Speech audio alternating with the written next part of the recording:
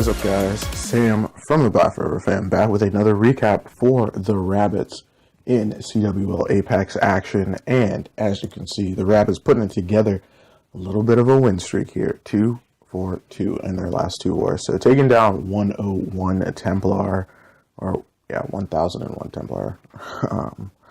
This week, 86 to 84, 97% destruction to 95. So a very nice job to the Rabbits. Back-to-back W's. And let's take a look at this one. Obviously, as you can see, Templar, they did miss on one of the 11. That might be what was the decider in the war. I believe that was a dip, and it just didn't go in. So unfortunate for them. Would have tied it up. Don't know how percentage would have looked, but either way, a very nice job. As far as the Rabbits, getting the 12 taken care of, doubled up, getting those 11 taken care of with a couple of dips. And unfortunately, no 11v11 or 12v12s this week, so weren't able to keep up the performance that they had from last week at those high town halls. But why don't we take a look at a couple of these town hall 10s. So first off, we're going to look at my man Wet Splash, and it looks like we have got ourselves an Electron coming in. And let's see where he decides to bring this in from. So actually starting it off with a couple of loons to come in and take care of maybe just some of the funnel here. Or no. Oh, okay. He's going to put those down. Now, he didn't really get a whole lot there. But he's got the king down. He's going to, I'm assuming, get this queen down. And then we're going to see a wall break into this air defense compartment here. Yep, there it goes. So test wall breaker goes in, the king's ability is going in while everything is tanking. There we go in, there's that wall break.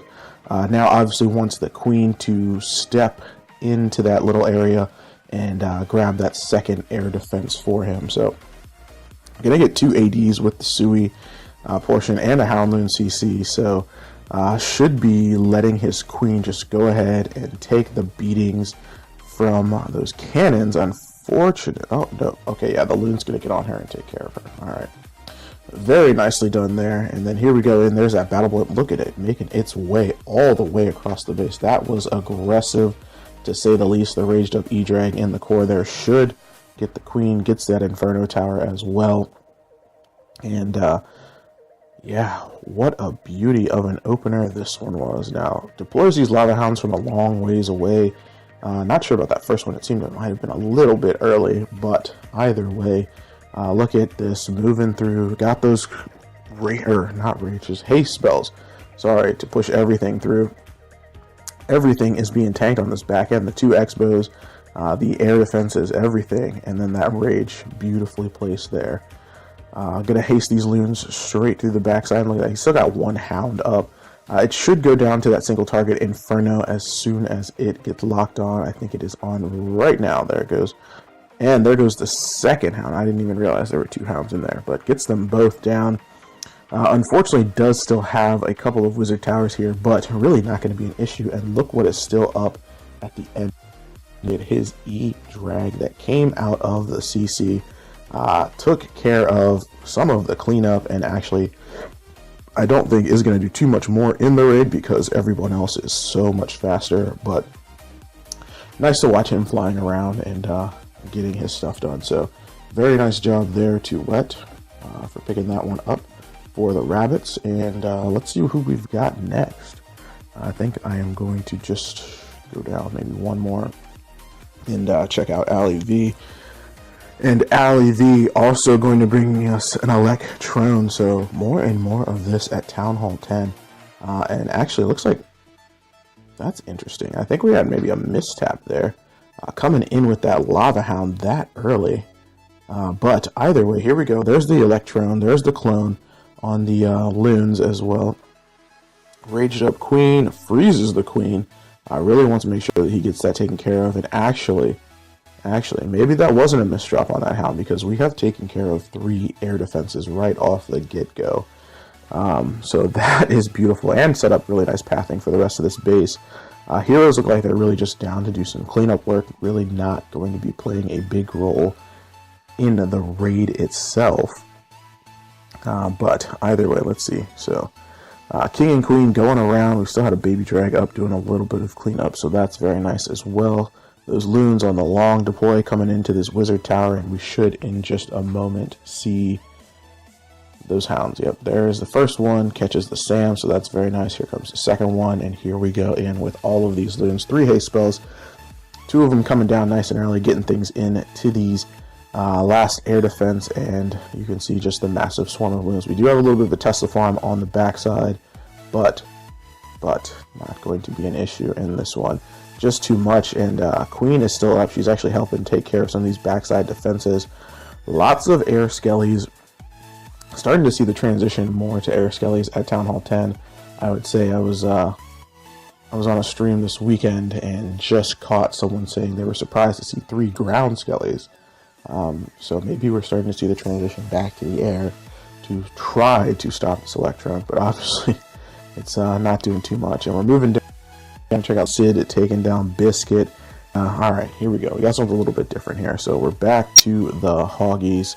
I love the Hoggies just as much as I love the air, but this is kind of the old school way of getting it done. The 2 golems, shattered entry, coming in behind that wall wrecker, and then bring this heavy kill squad straight into the base.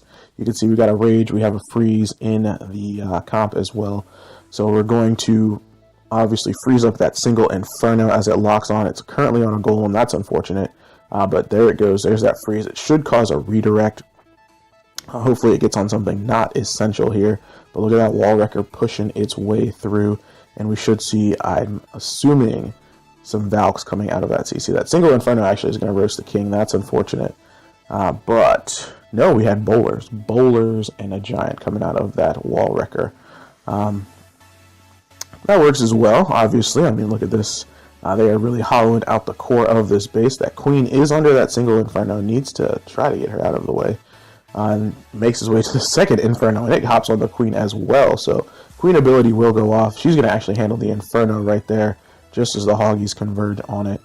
But yeah, really not a whole lot in the way of defenses left. Those heals were a little bit late, and the double tap on the heal. So making sure those Hogs are nice and healed up, but unfortunately it means he's got to be on point with this last heal drop. So it should go down right here, down to this Teslas and that Wizard Tower. It did, and that's going to be enough to get him through this, even with these ground skellies. Those ground skellies causing havoc on these Hogs right now. So if he had had that last heal, obviously this one would have been just a little bit cleaner, but is going to have just enough, I believe, to get it done. Yes, just enough to get it done. So nice job to Sid finishing that one up as we 4x through the cleanup in this one. And we will take a look at 1 or 2 more in this one, and then we'll call it a recap. So let's move down to number... Yeah, let's check out Yasu. Yasu Jr.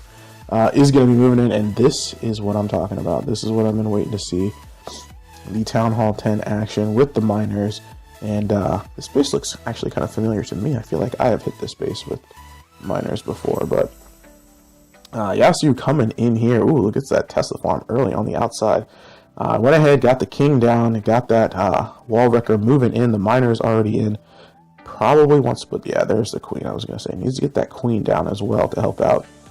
And here we go, trying to get to this Inferno. Looks like he popped some more miners out of the wall wrecker. That's an interesting choice. I haven't seen that really too often, but look at these miners just kind of running through this base. Needs to keep them healed up and raged up as he moves through these wizard towers in the core.